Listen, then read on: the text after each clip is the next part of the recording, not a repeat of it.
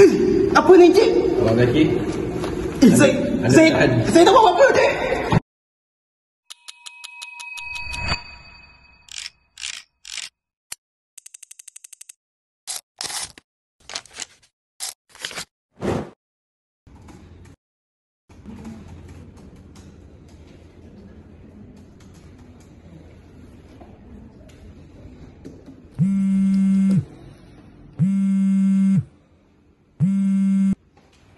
Hello?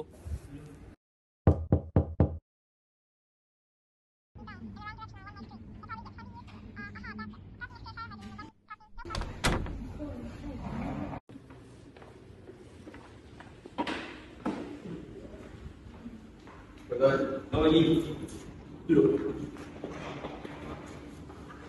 Cik baik ni. Ya saya. Pegawai yang bangun dalam sekolah. Betul. So, ada task. Saya nak kamu buat pemeriksaan secara menuju. Kedai ini banyak dapat advert. Boleh tuan. Jadi, macam biasa, ikut SOP. Boleh tuan. Saya akan terus. Baik, hantar laporan kepada saya. Saya nak tuan.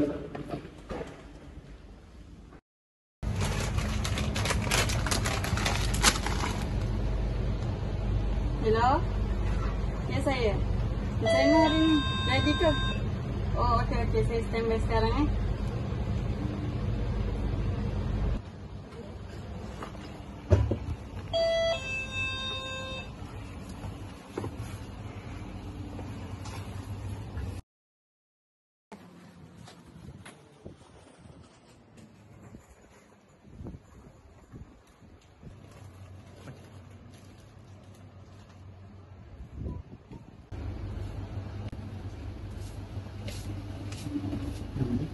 Siapa kecil ni kan?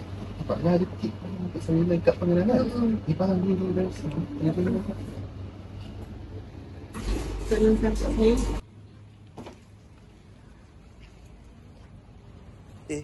Macam pelik je. Rekod lah.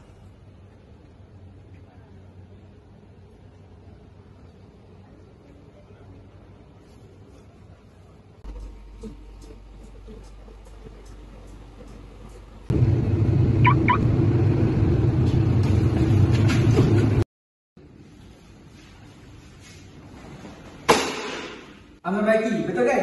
Bukan. Nama saya Ivan. Kau main-main kan? Kau tahu kau ni siapa? Ha? Kau tahu tak apa yang kau dah buat? Tak tahu kan? Kau tengok ni. Saya cuma ikut arahan dia. Arahan siapa?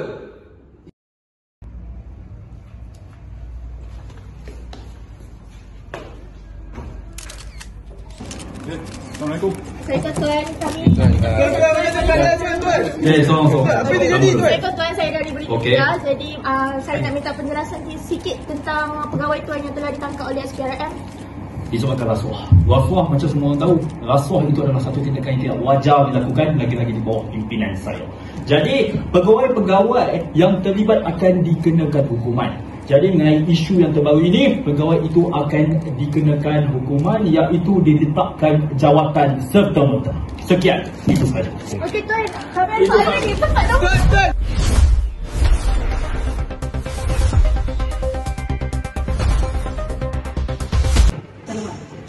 Assalamualaikum dan salam sejahtera. Seorang pegawai kanan agensi kerajaan telah ditahan kerana disyaki terlibat rasuah, iaitu penyalahgunaan kuasa untuk kepentingan diri melalui suapan haram. Suspek lelaki 30-an ditahan dalam serbuan selepas menerima wang daripada seorang pemilik permis runcit, wanita berusia 30 tahun bagi melindungi permis itu daripada tindakan undang-undang. Kedua-dua individu kini direman untuk siasatan lanjut di bawah Seksyen 17(E) Akta Suruhanjaya Pencegahan Rasuah 2009. Penahanan ini menegaskan ketegasan pihak berkuasa dalam membanteras rasuah tanpa mengira pangkat. Saya, Alisa Amran, melaporkan untuk Berita Kia. Memakan hati bangsa, menghapus harapan satu persatu tanpa rasa. Membunuh masa depan, maruah tergadai dalam tangan mereka yang tak mahu kuasa.